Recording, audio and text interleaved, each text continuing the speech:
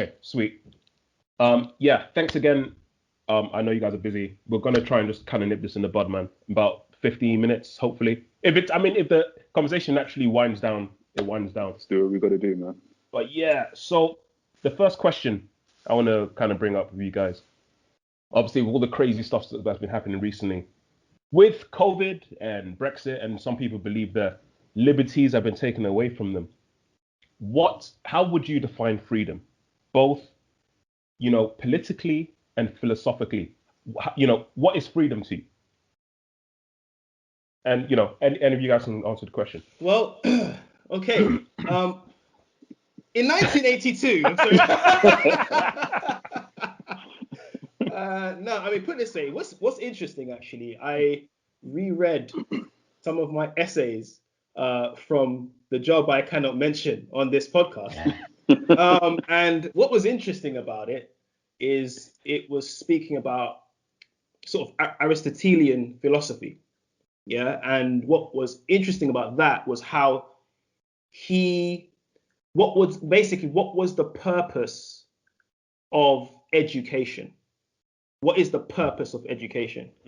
So from an Aristotelian perspective, education tries to achieve two things kind of simultaneously.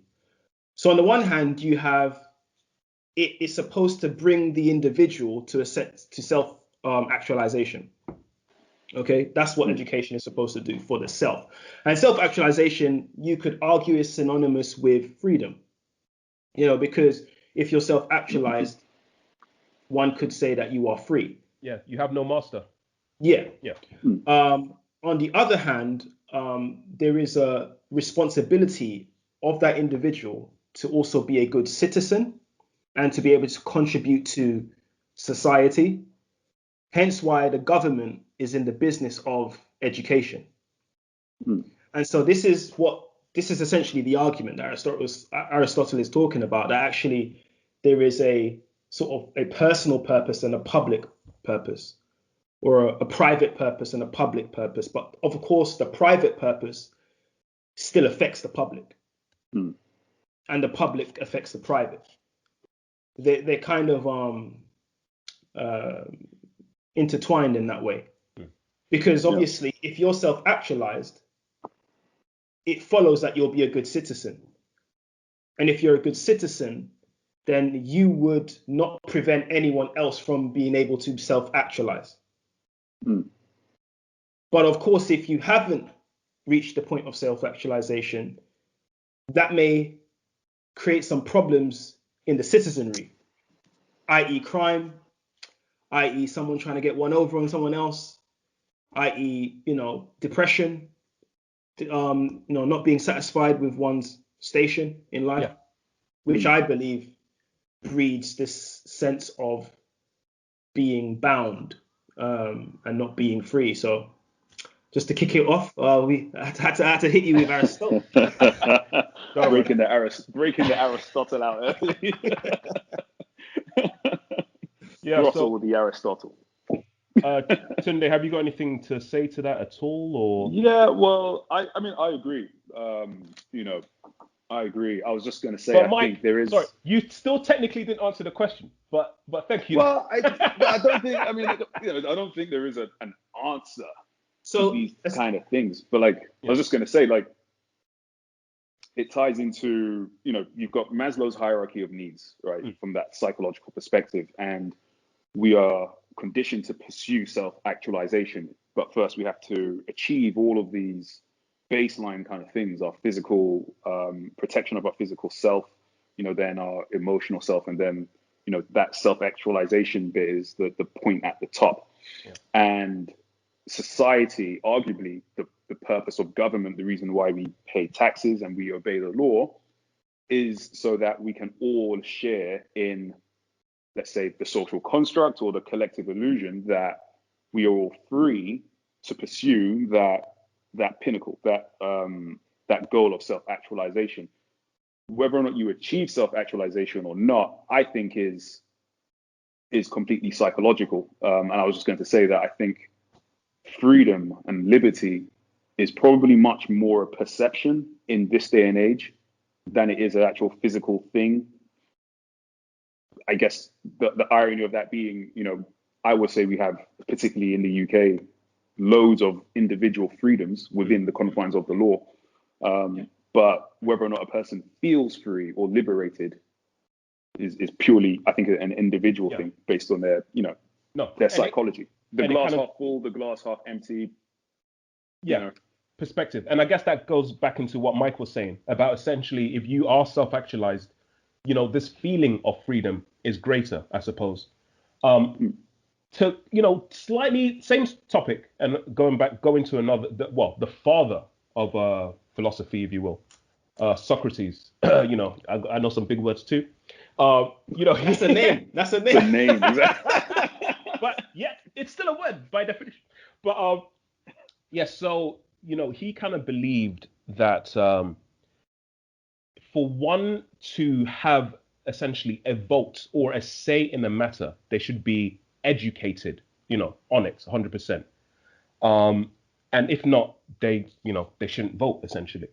So this kind of led me again, I know it's a controversial subject to some degree, the whole Brexit thing. It had me thinking, do you think it's the government's, responsibility to educate the masses on a particular subject, or is it more beneficial for them to keep them ignorant?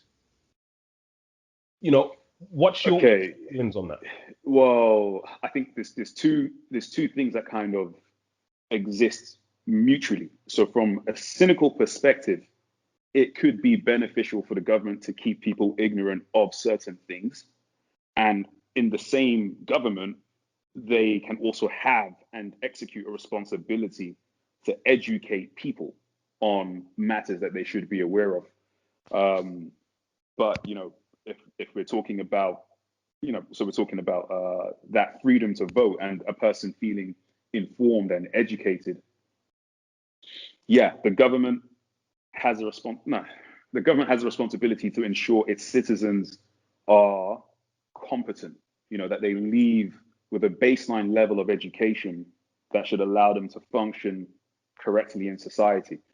Now, whether or not the education system does enough to make sure that they leave being able to understand taxes, being able to understand, how to enter the working world, and being able to understand how to vote and what infrastructure they are paying for in tax. I think that's a separate question, but then also at the same time, 100%, it sometimes supports the government's agenda if the public in general are ignorant to certain things. It's why certain governments might evade questioning of a particular line from journalists, or essentially why we have propaganda, maybe to lead the public opinion away from a particular fact or consensus that might undermine the government's position. And, not poking holes at any particular government. I think that's just a function of government, spin doctoring, and all that kind of stuff. Yeah. Have you got any views on this subjects? Sorry, remind me what Socrates said. So yeah, come on, Hamza, with your what did Socrates say? Hey man, I watch YouTube and stuff with it, History Channel and that. But yeah, he essentially said that the masses, if they're not educated on a particular thing, they shouldn't have the right to vote. And that he was actually anti-democracy. Exactly. He felt that there should be philosopher kings. Yeah, exactly. Who decide. Which that's another subject. Actually, I guess we can kind of get into that now if we wanted to. Like, I think that is a really flawed idea to have. I mean, everyone is fallible, right?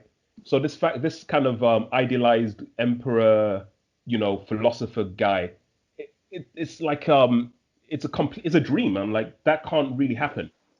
Like, time and time again, we've seen that emperors or rulers or dictators, they're kind of bad words. Like, you kind of think of people that have exploited their people, their lands and stuff like this. I don't know if you think that's necessarily a good thing. Like, what's your opinion on that?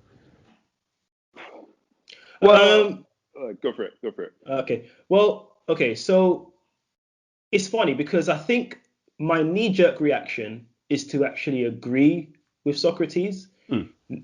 I wouldn't go as far as the whole philosopher king, dimension. That's kind of like walking off a cliff and thing, like your Wile E. Coyote. Wile E. Coyote.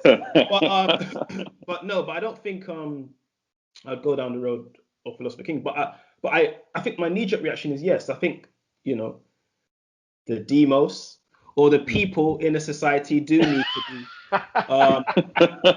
people in a society do need to be educated, especially about things like politics, etc. Before they're given, I suppose, the responsibility to vote. However, and I say this being in the profession I'm in, that shall not be named.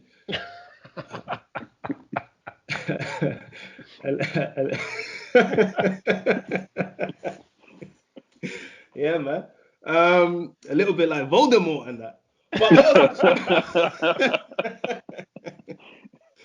But yeah, so I think ultimately with the profession that I'm in, you see a lot of people, regardless of the fact that they are younger people, but you see a lot of people that aren't really educated on many things and actually fritter away their time when they are supposed to be doing their independent learning and their homework. They will choose to do otherwise, to binge on Netflix, to play Grand Theft Auto. Not that there's anything wrong with that necessarily, but at the same time, I wouldn't say that they're well clued up on certain things. Okay. But at the same time, you cannot deny that they are a part of that community. Yeah. So to say that people have to be educated before they can vote, in my opinion, is an unrealistic and sort of idealistic perspective, an idealistic point of view. Okay. There's a guy called Thomas Sowell that I'm sort of getting into, and he's this black economist from America.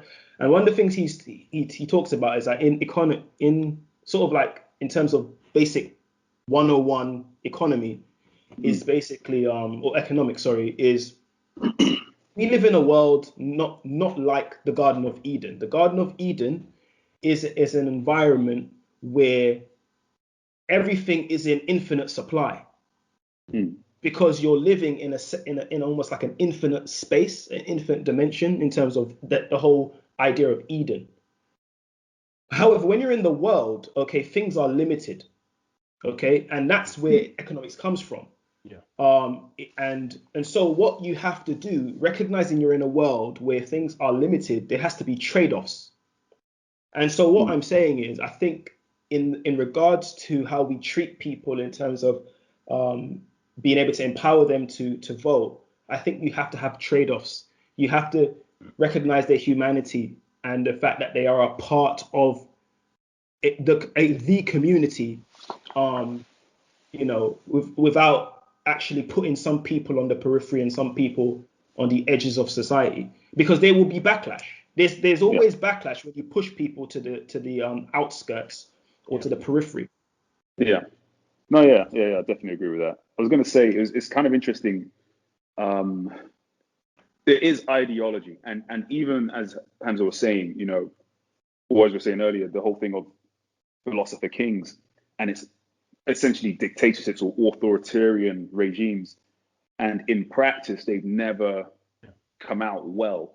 But that's the beauty of an ideology, right? That it doesn't have to be proven.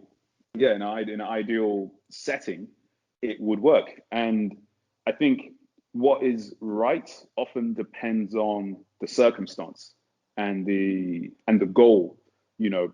If we're talking, for example, China is a good example, and I'm not necessarily going to go into the supposed human rights or whatever that discussions that are currently going on, but let's say economically speaking, looking at where China was 30 something years ago to where it is now, that style of government, which is almost part authoritarian, part free market, has definitely given it a economic advantage over many other countries, arguably the single greatest economic advantage.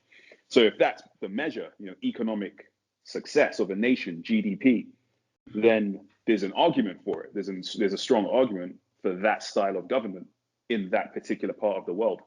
As I said, it doesn't necessarily mean it will work in every circumstance and every government, but I think it's a matter of choosing the right tool for the job. And maybe us as people, especially us who grow up in the Western world, maybe we just don't have that flexibility to kind of switch, to say, actually, what we need for the next 20 years is a philosopher king, as it were, to determine what we were going to do. It can't even work now. It'll be years of conditioning. It'll be generations of conditioning. But let's look at how we talk about historical figures in times of crisis.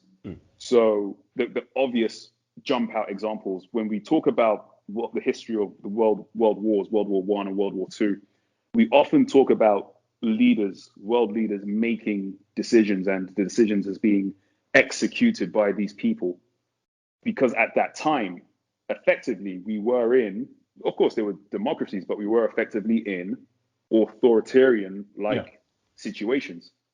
And the people, the public, were happy to allow these individuals to make those decisions on their behalf with minimal, not saying no scrutiny, of course, there's always scrutiny about what the government's doing, but, with minimal scrutiny, I think. And that's just an example of how in certain situations, the style or approach of governance should, or possibly there's an argument for it to change. And maybe that's something that could be done outside of a crisis situation. Maybe the type of government needed when the economy is on a bull run for 5 years is different to the type of government that's needed when, we're in a recession. But that's the point. Do we as people have the societal flexibility and the trust in establishments to allow philosopher kings to come in and then to go? Because obviously, as history has shown, when these philosopher kings or dictators, for want of a better phrase, are put in place, very often power corrupts. And then we're in the situation that I think many people would want to avoid when we talk about Socrates' ideas of people not having the vote and philosopher kings and all that kind of stuff. As in, how does this one person know what's good for everyone, all of these people? And I don't think it's a case that one person should know, because I think sometimes we all get into the habit of humanizing government or personalizing political decisions, because I think even if it is a full-on democracy, the role of a government is to make difficult decisions that us as individuals don't have to make. Politics should be the management of people by the numbers and by their statistics, not the personal stories of you or I or whoever's in the newspaper or whatever else. So I think there's already maybe an element of that, but handing power over to a particular individual for a set period of time, I don't know. I don't know if I would feel comfortable with like. I suppose someone could argue though that if certain responsibilities were left to this quote unquote philosopher king, it would, even if it's simply an illusion, it would kind of free you of certain decision making. Yeah.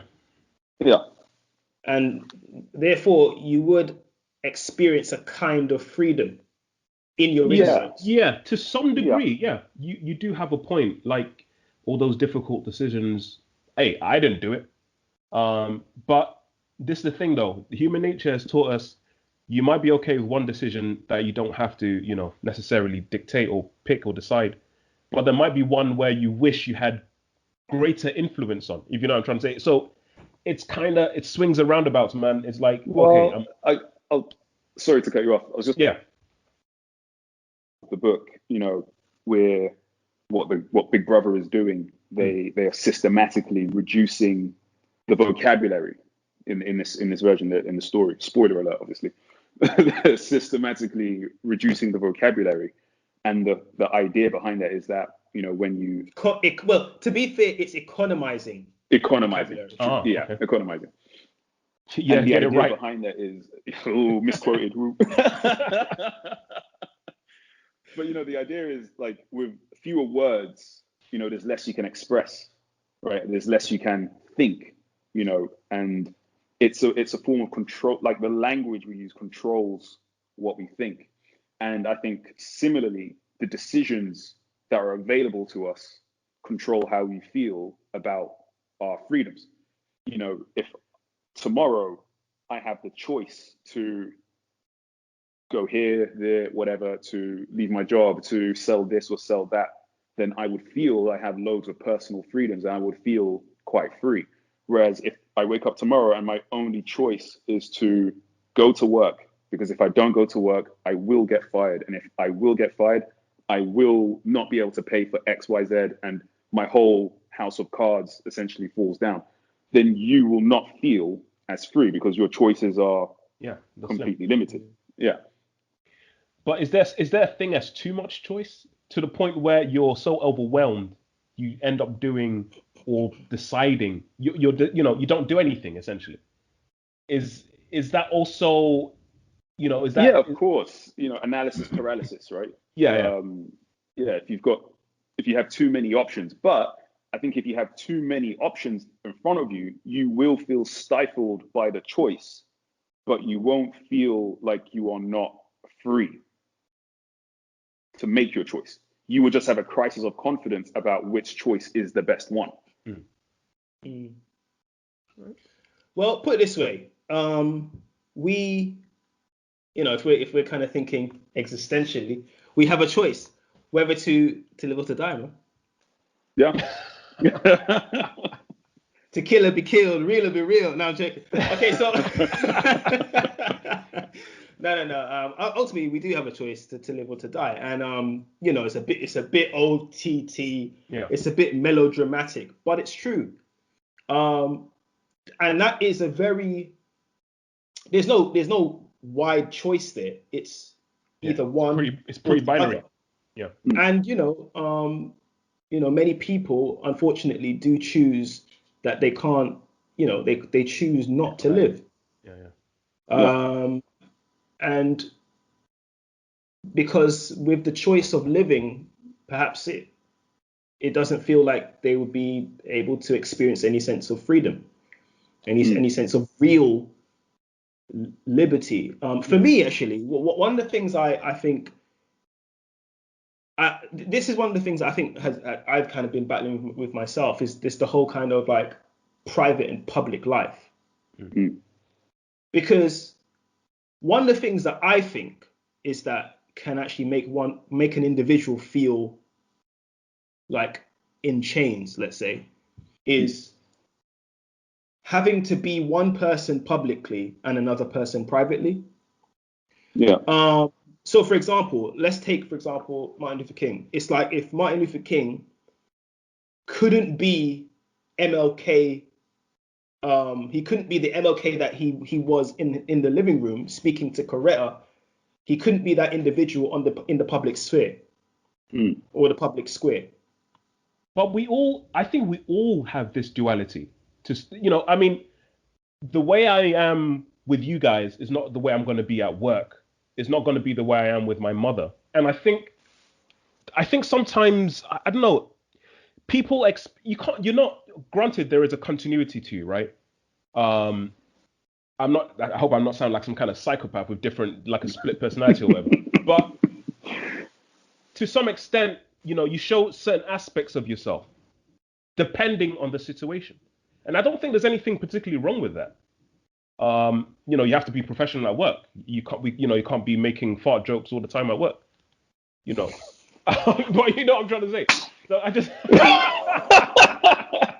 unless, of course, you work in some kind of fart joke theater, then hey, I guess that's what you do.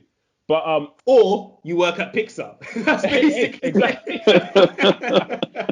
No, but the point I'm trying to make is, I think sometimes people kind of have to kind of just come to terms with you're complex, you know, and you just have to kind of come to terms with that's just how it is sometimes, you know, because I think some people generally have an issue, have problems with that.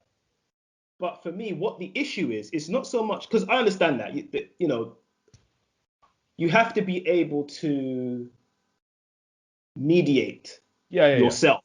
Yeah, you know, in certain situations. I get that.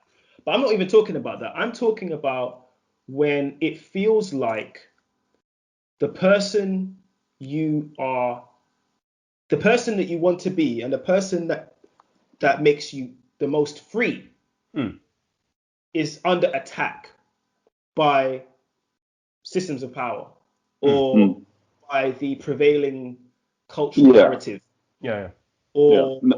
And you find in societies that happens because people that have a certain worldview, okay, which might fall outside of the Overton window, okay, at the same time, they kind of retreat to the edges.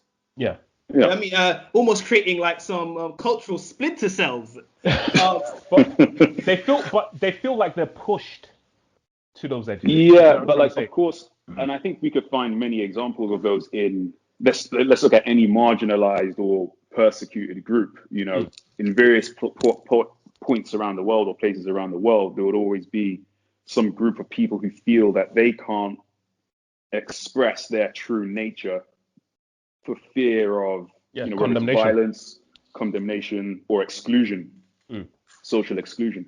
And so, like if you are that type of person, if you do have something that you can't reveal to your family or to your friends or in public, you of course will have a massive sense of restriction around who you are and how you express yourself. Perhaps you feel like you're treading on eggshells, so that your true self doesn't become revealed and put you in sometimes mortal danger. I think that's a genuine it's a genuine concern for a lot of people around the world. And arguably as well, we live in a global world, right? So we're all quite privileged to live in Europe, in the UK. Yeah, it's global. Doesn't mean it's not flat. Anyway, the actually does it? Wait, if it's anyway, globe is around, right? Globe but so not a flat earther here. Just need to clarify that. Not at all. But hey man, you man. Hey, if that's what you believe, is what you believe, man. I until they send me in that rocket to see the. I want to see Atlas holding the world up. Give me a nod. But so basically, we live in a global world, right?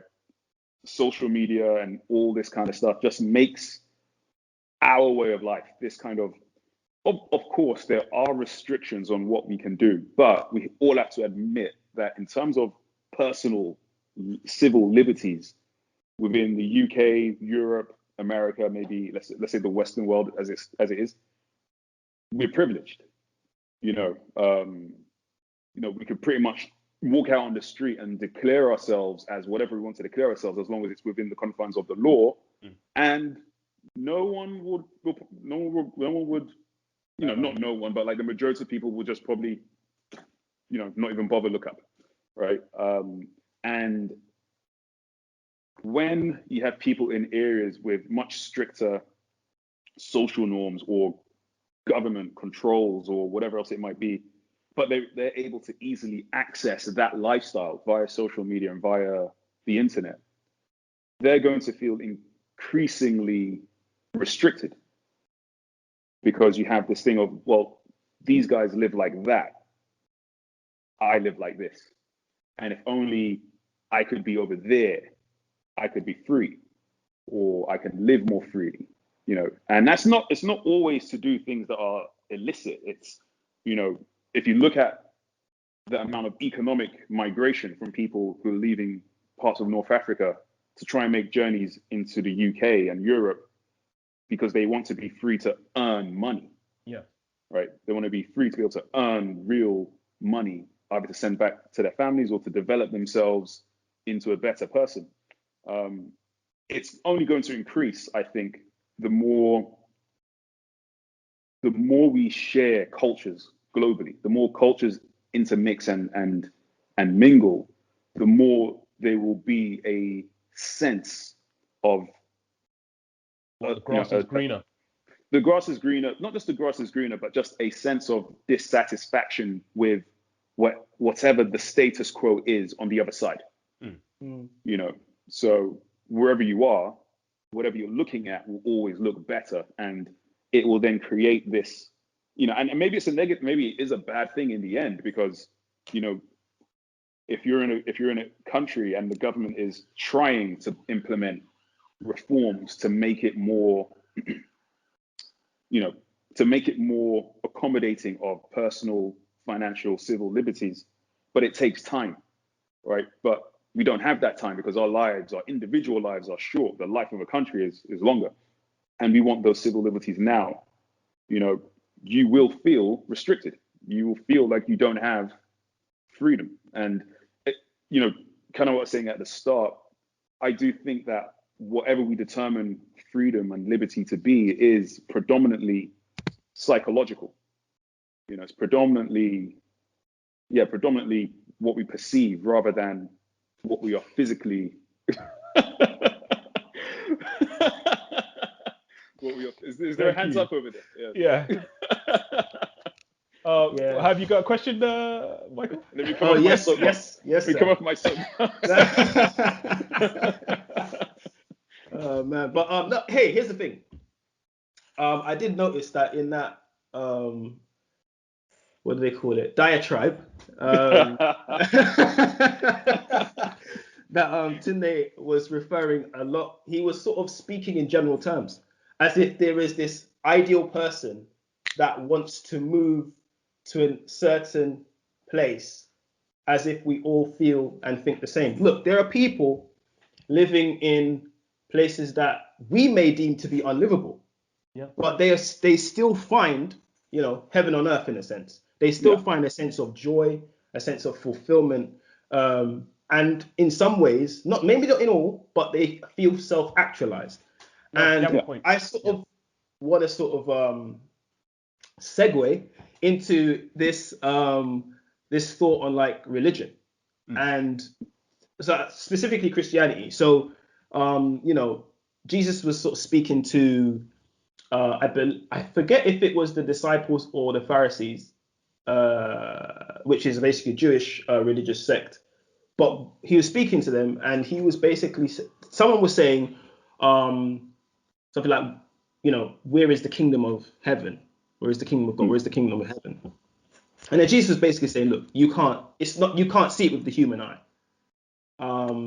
because it's essentially invisible. The kingdom of heaven is within you. So this kind of makes me feel like, okay, on the outside, everything may look and feel oppressive. But what I think Jesus is bringing to the table, you know, is that actually one can be free within.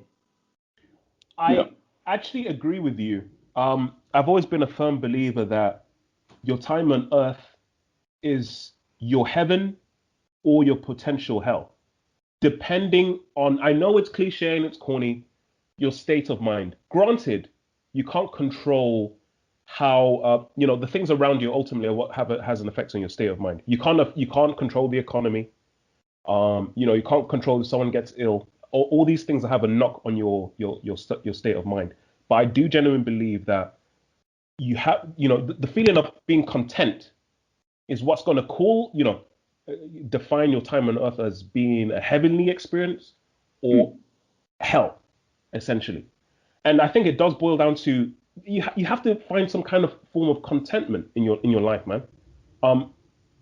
You know, I think Mike, we've spoken about this before. You know, for years, this kind of strange obsession with getting the ultimate animation job or the ultimate illustration job. You know, like, it's enough to drive you insane.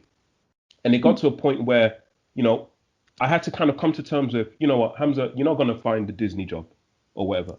You have to find ways to, to kind of, get that artistic outlet, and also the money. You have to secure the bag, and you have to find a way to be happy.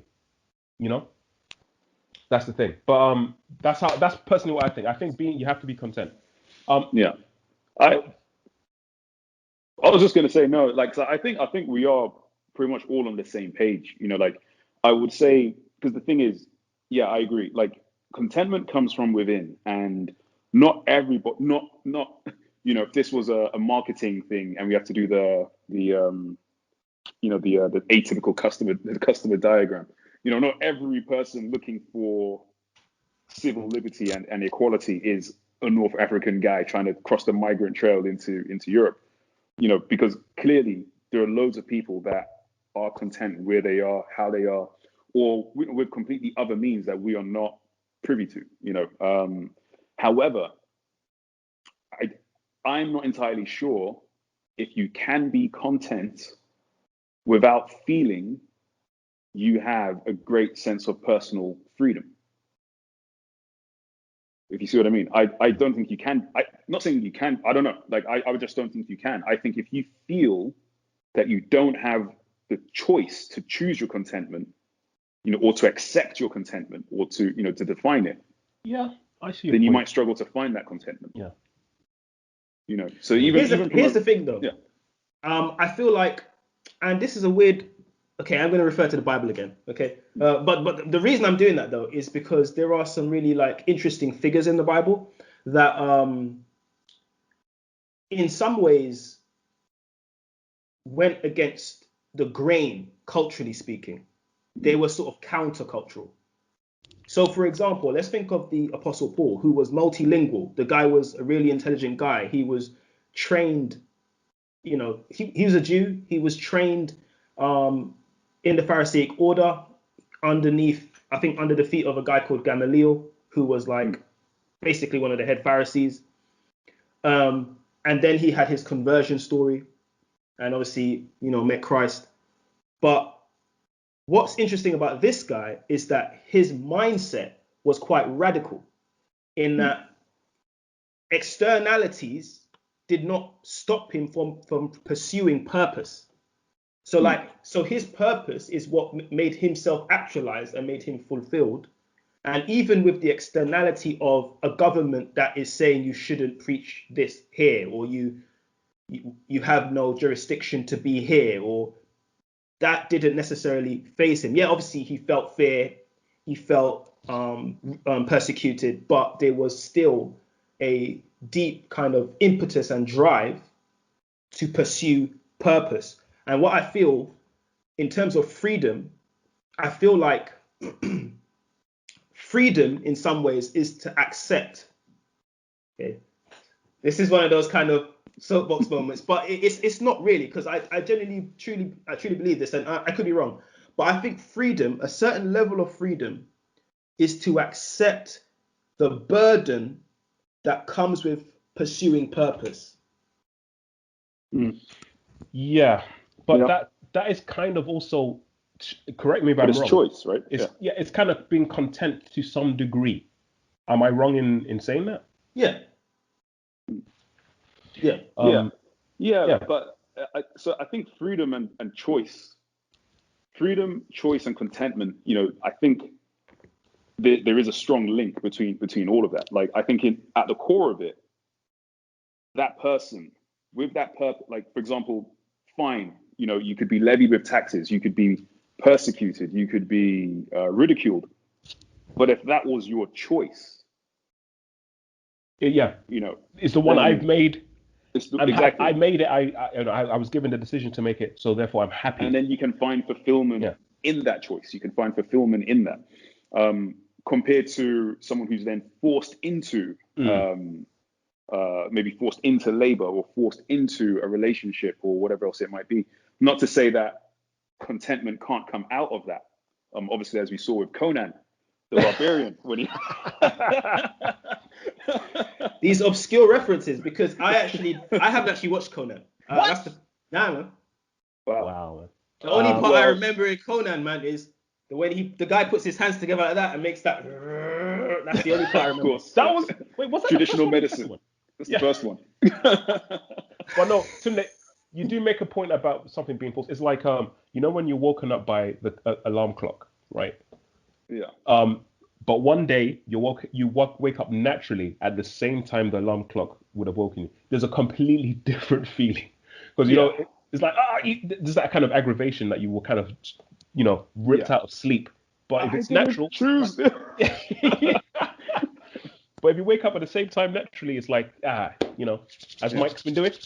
Of course, but but I think even in that. So, for example, the reason why I was picking Conan is because he's someone who's actually forced into, so spoiler alert, family are killed by James Earl Jones. It's the actual person, not the character. He was in a 2-piece suit and everything. 3-piece suit. Yeah. James Earl Jones with the sickest weave. And so he's forced into slavery and, trial by combat and all these hardships and everything else. Now, obviously, he goes on a journey of revenge, right? But he actually chooses that journey of revenge. He's set free. He's a man who's set free, and he chooses that journey. He chooses that lifestyle. He chooses those types of things, even though he was put through a great amount, like that particular hardship. He could have rejected that journey or that calling or whatever else, but he didn't. I mean, that's probably one of the worst examples, or I don't know, but yes, Michael. Okay, so you know what? I don't know if I'm kind of veering off path, off the beaten track, but oftentimes when I think about art, so obviously myself and Hamza, and even Tunde to a certain degree with photography, we've sort of dabbled in art. When you do, okay, so we did animation for a number of years, and you are put in a sense through a gauntlet of tasks that you have to accomplish before the course is over. And what you find, especially when you're doing traditional animation, is that as a draftsman, you become really, really quite skillful at drawing. Your line work improves quite substantially. Okay, but you could also argue though that you were confined. You were in a sense burdened by the responsibility of having to do a certain task day in, day out. But after that's done, after that sense of discipline and that confinement, you're actually free. It builds up a skill level whereby you are free. So it's kind of like, okay, this is going to be an esoteric reference. It's kind of like Goku going into that chamber, the hyperbaric chamber, and actually training. And then when he comes out in normal gravity, the guy's a superhero. Yeah. Because you I believe it's Super Saiyan. Yes, a Super Saiyan. So he becomes a Super Saiyan. But the point is is that it's under a certain degree of confinement, of you could argue a lack of liberty. Yeah. Where liberty actually develops. Liberty reveals itself to you once you kind of come on the other side. And in some ways, I feel like with life, a lot of people might look at life and think this is a series of hardships. There are many things that we're all going to go through, a similar grief that we may all go through in relation to, in terms of maternal-paternal relationships, where there's going to be times of despair, times of, bouts of maybe even depression, all of these kind of things. But, as the great philosopher said, whatever doesn't kill you makes you stranger.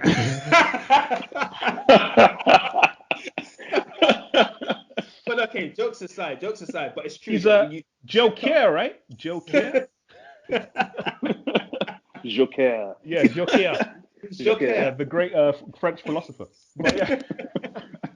But yeah, so it's like, but yeah, you should come up the other side with a certain kind of freedom. I suppose it's the equivalent of, when people say that, they've had in life, they leave life basically on their deathbed not regretting anything. I believe that's a sense of freedom. Yeah. Because if you leave with no regrets, that's, you're free. So I don't know. I think freedom kind of morphs, kind of changes. I think freedom has different contexts. We've got kind of like the macro freedom. You've got the micro freedom. You've got freedom in the public life. You've got freedom in private life. And I don't think it's just one thing. I don't think it can be contained.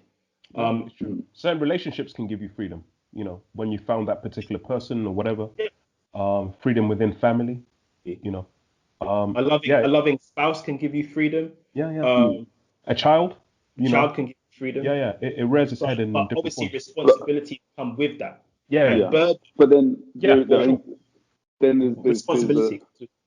There's a part here of people perhaps just not recognizing the freedoms that they perhaps already have, and maybe not being grateful for the freedoms that they already, For sure. And everyone's freedoms will be different, so even if, we're all here, but the things we can each individually wants to do and are able to do will be different, but we won't feel any impact on our own personal freedoms because of that, because those aren't our, for example, I've got no skill to be an animator or anything along those lines. So if you guys became, animators, for example, I wouldn't feel less free because of that, because that's just not my. Yeah, it'll be our personal journey. Yeah, it'll be your own personal journey. But if people don't acknowledge the freedoms that they have, of course they're going to feel discontent, right? They're going to feel, But do you feel like that sense of like, feeling discontentment comes from, a perceived shared reward? Because I feel like even though you don't want to be an animator, if Hamza suddenly rolls round to yours in the newest Lambo and has just bought himself, I don't know, a condo in Miami. I was going to say California, but then apparently economically it's not doing so well. But anyway. Hey man, but that could be a cheaper house for me, man. But the point I'm trying to make is that the rewards may bring rise to the green-eyed monster. Obviously, the Shakespeare reference, green-eyed monster. But I think it depends on the relationship as well. Because if that was the scenario, it wouldn't be much fun if I didn't bring my friends along with me. How many can you fit in that Lamborghini, mate? Hey man, I'll just buy you a ticket. Unless that's a Uros, then I don't think you can.